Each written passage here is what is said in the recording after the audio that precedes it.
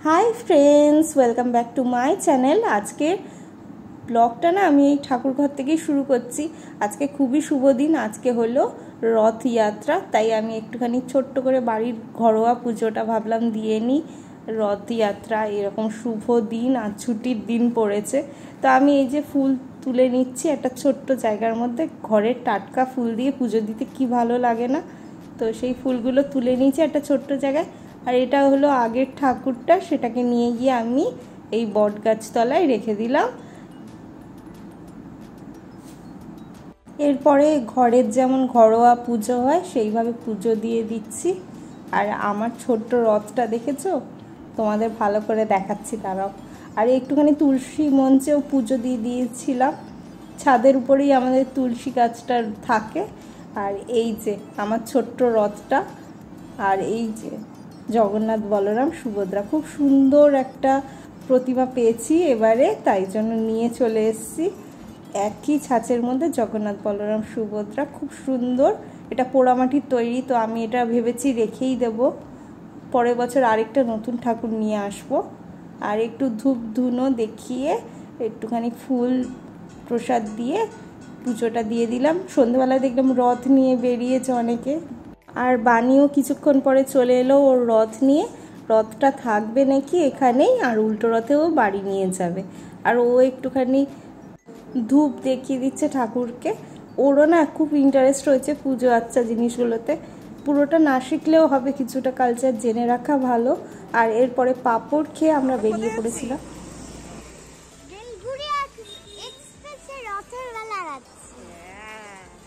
রথের মেলায় গিয়ে একটুখানি ওয়েট করছিলাম ঠাকুর আসার, তো ওয়েট করতে করতে দেখো ঠাকুর ঢুকে পড়েছে।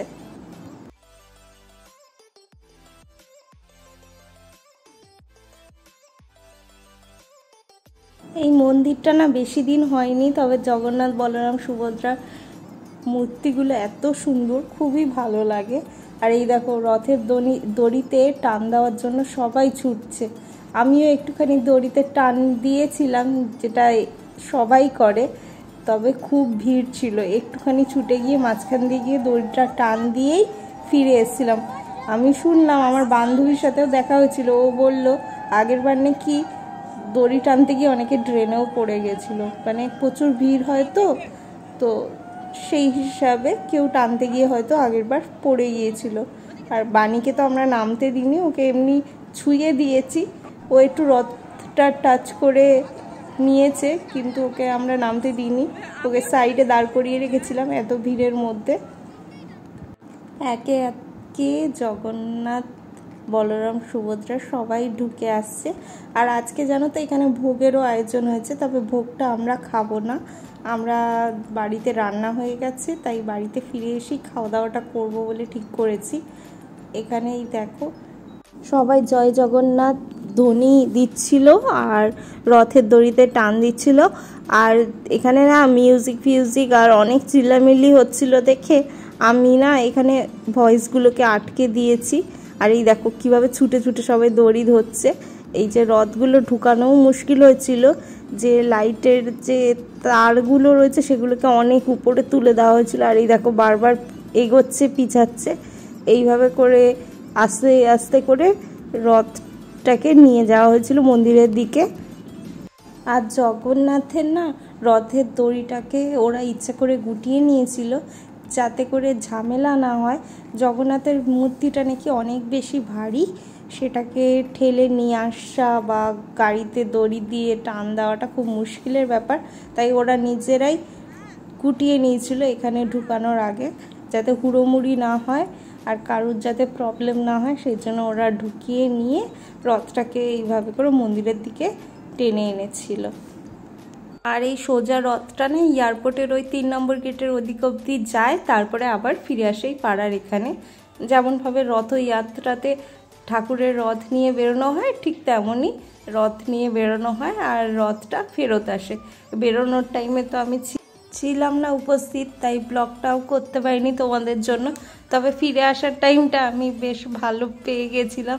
3 জনেরই খুব ভালোভাবে দর্শন হয়ে গিয়েছিল আর খুব সুন্দরভাবে রথযাত্রাটাকে উপভোগ করেছিলাম। আর পানি যাতে বোন না হয় এ দেখো পুলিশও আছে। বাণী যাতে বোর না হয় তার জন্য ওকে কিছু চকলেট, চিপস এগুলো দিয়ে ভুলিয়ে রাখা হয়েছিল, কারণ ওকে তো এই ভিড়ের মধ্যে নামানো যাবে না, বাচ্চা মানুষ লেগে যেতে পারে। মাঝে মধ্যে হয় না কিছু আশা করণই ঘটে যায়, তেমনই এইবারে ঘটেছিল। আগের 2 বছর না আমি শ্বশুর বাড়িতে ছিলাম, তো রথযাত্রা ওখানেও হয়, পাড়াটার নাম রথতলা যেহেতু, তবে ওখানে ওইভাবে করে গেলে পরে বেরোনো হয় না। এবছরই আমি বাপের বাড়িতে আছি, বড় পিসি এসছে, আমার বড় পিসির শরীরটা ভালো না বলে এখানে আছি। আর এখানে থাকাকালীন আমার বান্ধবীটা কল করলো যে এরকম রথযাত্রা আছে, তুই চলে আয়। আমি ওর কথা শুনে ভাগ্যিস বেরিয়েছিলাম, এত সুন্দর দর্শন হয়ে গেল। তো ওর সাথে কিছু ছবি আর একটা বাচ্চা ছেলের খুব সুন্দর একটা রথ সাজিয়ে নিয়ে বেরিয়েছিল, সেটাও তোমাদের সাথে শেয়ার করে দিলাম। আর আমার বাণীর পুচকু মাম্মার রথটাও তোমাদের সাথে শেয়ার করে দিই। আর আমার সাথে তো এত সুন্দর জিনিসটা হলো, ঠাকুর দর্শনের সৌভাগ্য হলো, পাঁপড় খাওয়া হলো। তোমাদের কেমনভাবে রথ কাটলো অবশ্যই আমায় শেয়ার করো, আর আবার দেখা হবে তোমাদের সাথে নেক্সট ব্লগে।